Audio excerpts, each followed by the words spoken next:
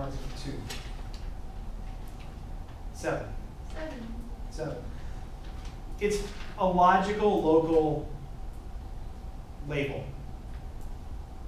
Literally. I'm just going to try the one thing that I would bring out about labeling the 7, and I like the label 7, I mean it does because eventually it's E flat. However, I think it's really important to see this half step, that the piece is floating away from the beginnings by half steps in these 2-5 relationships. And the reason I think it's important to think about that 2-5 relationship is because this one does get fulfilled. This one does indeed get to the B flat. As the B flat 7 works as a 5, oops, which works as a 5, this works as a 5. Working as the 2 of 5. We finally get there, and then we get to the B flat. And it's kind of like this whole idea was finally fulfilled. But absolutely very, very ambiguous in those open thirds. The lack of resolution there. Any other thoughts? Anyone want to add anything? Heather. Could like the wandering away have to do with the wandering? Oh, absolutely, without a doubt. I mean, the entire piece is like getting away from there, right? I mean, the interesting thing is, again, I think it's what Amberly was kind of saying, like, was that Amberly? Maybe it was Heather, I can't remember. It becomes positive whenever it talks of getting away from there, right? That's where it becomes the E flat, right? I mean, look, we talked about the first settlement E flat. The words there are, when we wander from here, and then it gets back to E flat, and we wander from here. So it's that same line in the piece. It's the only thing he's set the same way. He gets to the same harmony, that same spot. And it's like everything's kind of pulling away from the original until it's finally there. And where there is away. You know, and you can look at, well, maybe the beginning is kind of insinuating C minor, but then it's like when it gets away from that, that's when it's kind of that happier other parallel, or excuse me, relative nature side. But it's definitely moving away from that opening. But you have to, in relationship to the text. Hopefully people thought about that. Hopefully Amberly wasn't the only one who realized that, you know, that same line exists with the E flat both times. It's really important. If you're ever analyzing a song, you have to think about the text. Once there's a text involved, you can't pretend like it doesn't matter, because it does. That's what it's about, right? And the composer is taking the time. Sorry, I'm just looking at the reduction on the board. Reductions. The composer is taking the time to do something with this piece of art that already existed, right? And trying to add to it in some way. And I mean, I know whenever I'm teaching a young composer how to deal with a song, the first thing I talk to them about is, don't write a note until you've analyzed the poem, right? You've got to know what the poem's about to you. You've got to get into the structure of the poem. You know, that piece of art existed before you did anything with it, right? So make sure you understand on a deep level, what does it mean to you? What do you want to bring out of it? So, you know, to me, the analysis of the music here shows me that indeed that was done with this poem, right? I mean, he really did some very certain things. So you want to, as you're analyzing the piece of music itself, you want to dig into that text as much as possible, because it's so important. It's so important to relate back. Any other thoughts or comments on it? Yes, Amberly. I just noticed a couple times while I was listening, I thought that I was hearing a different voice, different note in the voice than yes. And I just didn't know if that was like interpretation or, but it added to the ambiguity in my mind. I don't know what's going on here. It's like in measure 4, he goes down to a G instead of an F, and then again in measure 12, a G flat instead of an F flat. I'll have to check it. G changed things significantly there. To be honest, I found the one that was in the key. There's not as many of these available as of the like the Schubert. Oh, like out on YouTube. So I found the one like, Oh, gotcha. like this was the one recording that I found in the library. So I'll be honest, it No, wasn't like I that's- picked it because it was my favorite. I picked it because it was available to you. Yeah, I didn't know if like, I mean, because that is weird, there's an F in the middle of that G recorder, you know, so I just. Yeah, wanted no, to- the F is definitely there. And it should be, Oh, it the F should should be. be there, yeah. Okay. But I could see some, yeah, so it should And be I as think is. again at 22 Did you instead change of, it again? he went down to the F and then hit the F octave instead of going from the G flat to an F. Oh, yeah, that's just probably for ease. He made it easier. Again, it's definitely not my favorite recording. The recordings I like buying CDs are still buried in boxes in the house. I couldn't find a good one on YouTube, so I used the one that was available for you. No, I Yeah, like which it. is, you know, one of those things, listen Mhm. to multiple recordings. Really, you know, don't base your analysis on someone else's interpretation. You know, and I think it's it's a little bit of a danger. I think nowadays, like we try to say, okay, here's a, you know, what I was gonna say is it's a little bit of danger of this digital age. Like we make everything kind of available to you. You know, I put it up on Blackboard. I gave you a link and I, you know, gave you a score. And you know, it used to be go look for the, you know, you know, we still got ourselves into a library and you know, tried to hunt down the recording. I think what's great about the digital age is there's so much available to you, and you really can compare and contrast. But I would suggest don't get stuck on a single recording on the beginnings of your analysis. And I'll, I like didn't I know said, there was a list. So I guess I should have checked a bunch of other schools, but yeah. I didn't get that far, so. No, it's right, and I'll be honest, I found that it was available to us through VU and heard the first part and said, okay, I see the keys. It's frankly not my favorite performance.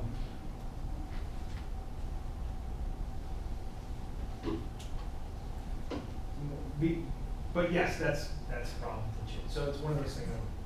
Look, I will look for other ones to post. Like I said, I was going to dig through my boxes. Other comments? Or anything else about the song before we move on?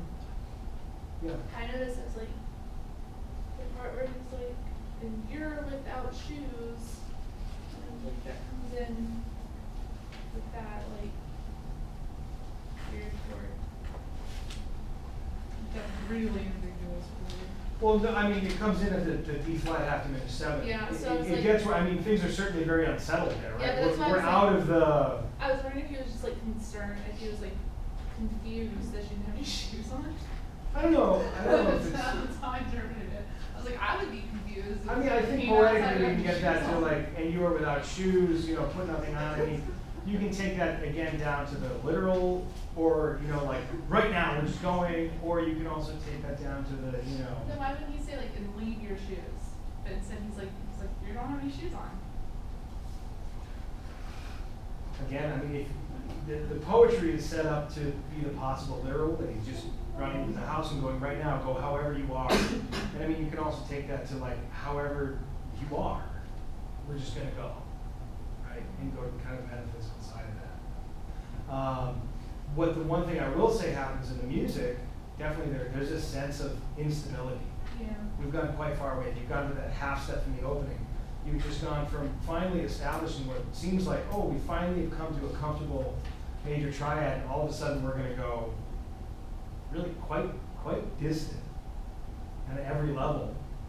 You know, we're going through what would be, seems like it's setting up a C flat, which is going to be the flat 6 of that chord you just set up. It's you know, it's distant, it's unsettled. You know, what's been the leading tone, this D all the time, all of a sudden this D flat is just, it's not what it was. So he definitely gives you the musical sensation of Weirdness. feeling rushed, feeling out of place, feeling out of sorts. Oh, and then And I what think about that's like set the very well. dynamics? Like I'm talking Well, about dynamics. dynamics, absolutely. I will admit we've glanced over them. Because he has that really big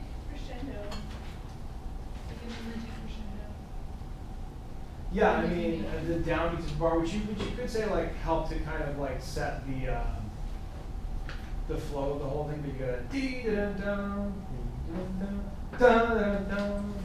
Where if anything, he's kind of putting that accent on those most dramatic chords. I mean, the half diminished seventh chord is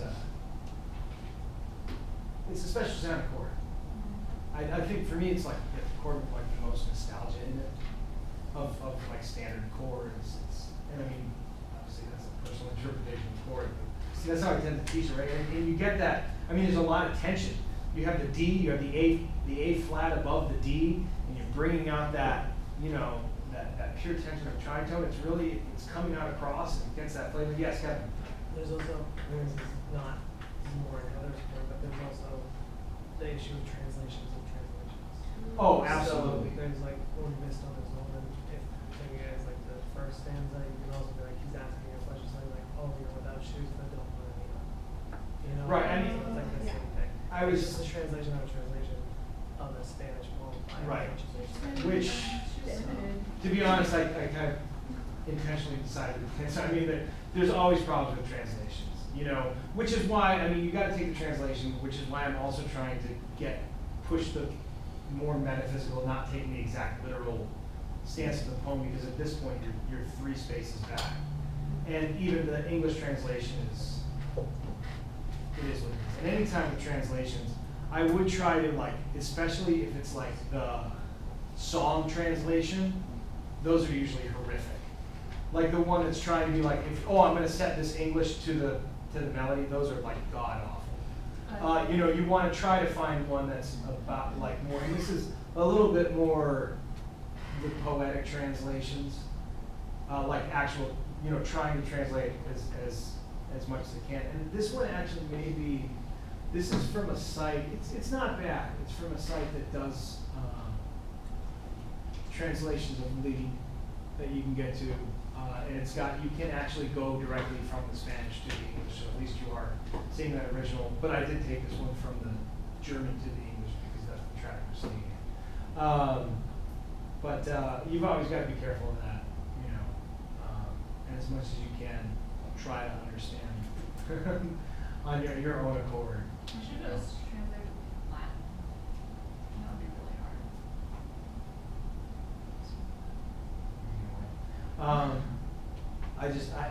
I would always be careful about translations of poetry in general, taking things too literally. Good. All right. Anyone who has them here, I'll take them. If you had an issue with the computer lab printer, again, as soon as you can print, just go ahead and leave it in my box. So do you want, so you can try on What's that? to I want it all in one package. The whole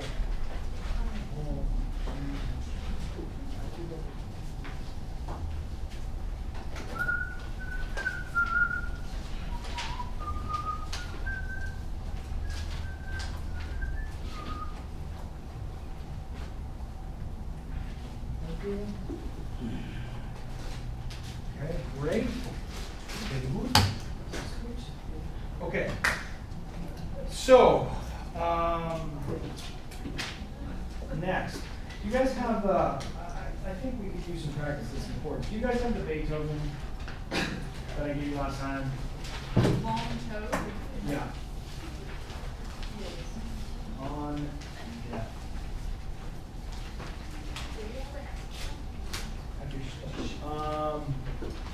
Do I have an extra one?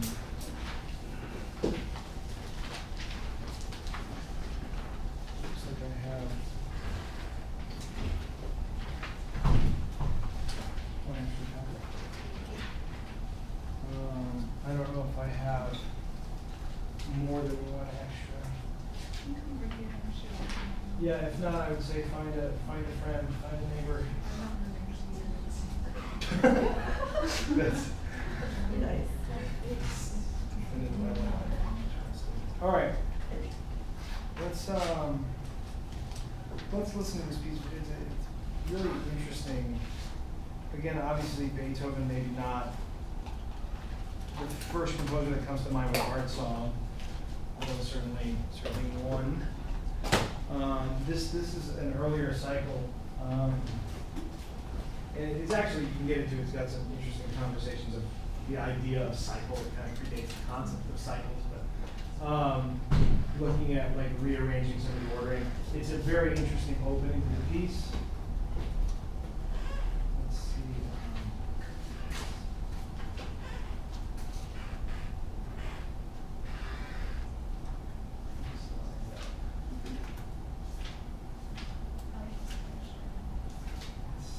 It's like a hammer shop.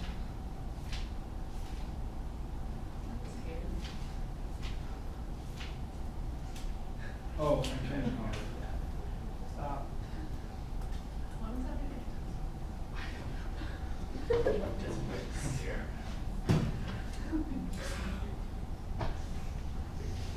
Okay, here we go.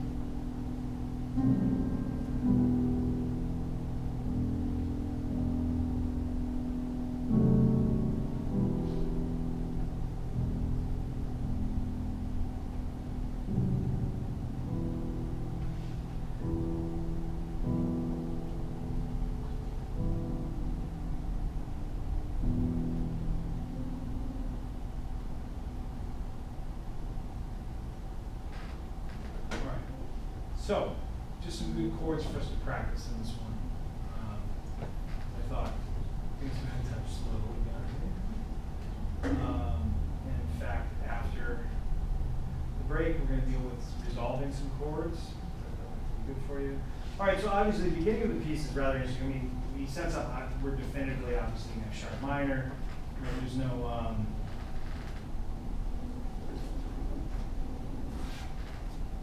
doubt about that.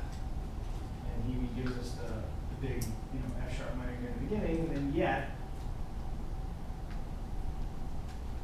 you get some doubts early off.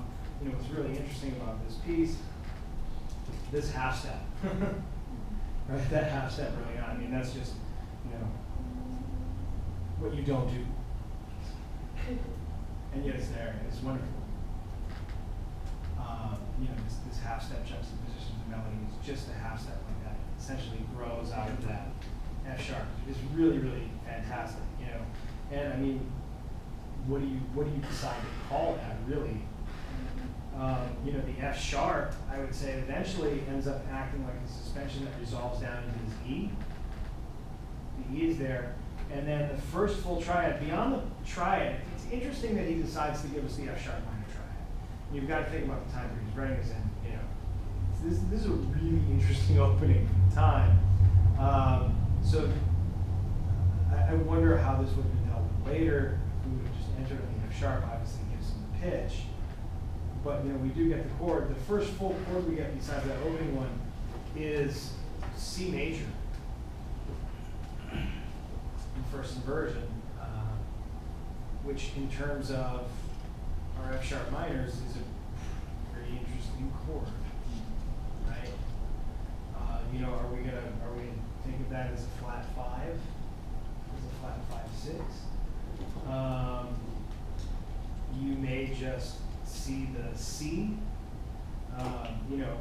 How things might make the most sense is to see the E and the G as a part of this sonority with the C sharp, and the C is really just an appoggiatura that gets us there. The interesting thing is the use of that appoggiatura by not giving us the C sharp yet and saying, okay, the E and the G are a part of this chord that's going to come, the C works as the appoggiatura, nonetheless we get this full triad. So it's just a really, really interesting sound at the beginning of the piece that everything starts on this F sharp. The first full thing we get is a C major triad. It splits off in this G. So really interesting opening. Nonetheless, we get to here.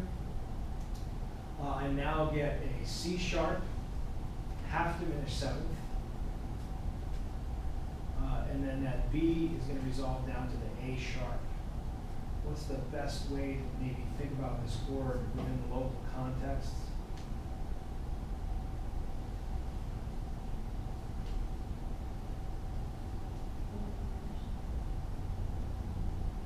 Of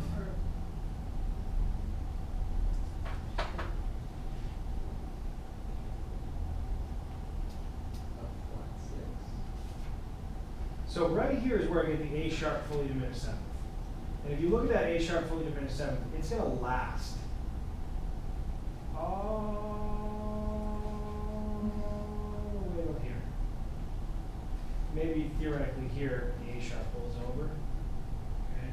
So if I'm looking at that A sharp fully diminished seventh, and it's all lasting there, what is A sharp fully diminished seventh?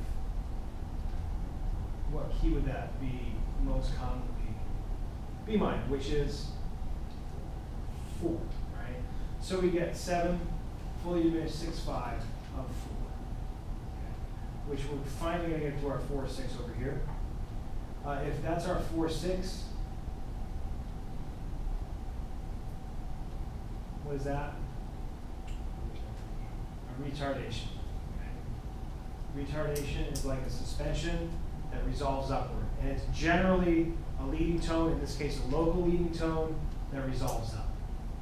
Okay. It's usually that. It's that local leading tone held over the bar and then resolving upward.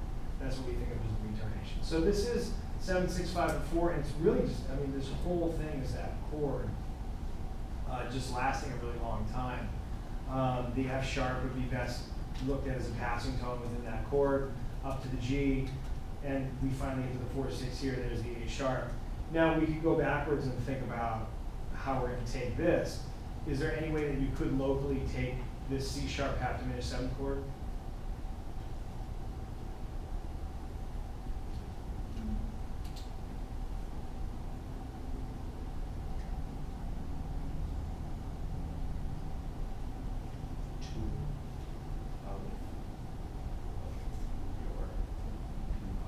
It's the 2 of the 4 that you're going to do. It's actually a 2 chord, right?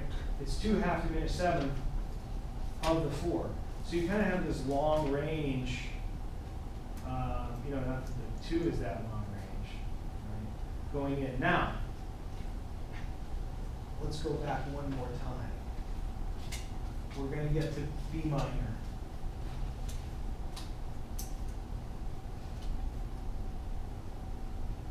C major. Neapolitan 6. Right. Now it's interesting because we would normally think the Neapolitan 6 is going straight to 5. So whether we want to really think about this as the N6 or not, but it's certainly worth considering, being that everything's moving towards that 4 chord. What he does is, if we're going to look at this as a Neapolitan 6, at that point, if we're now looking at the C as a chord tone, the B could be seen as maybe a passing tone. I mean, you do kind of set up this E minor, which could be kind of seen as the 4 within the 4. But again, the N6 is a predominant, but then it kind of transforms itself into the 2-7, right? Which it is a 2 chord, kind of transforms itself back into the 2-7 and moves on.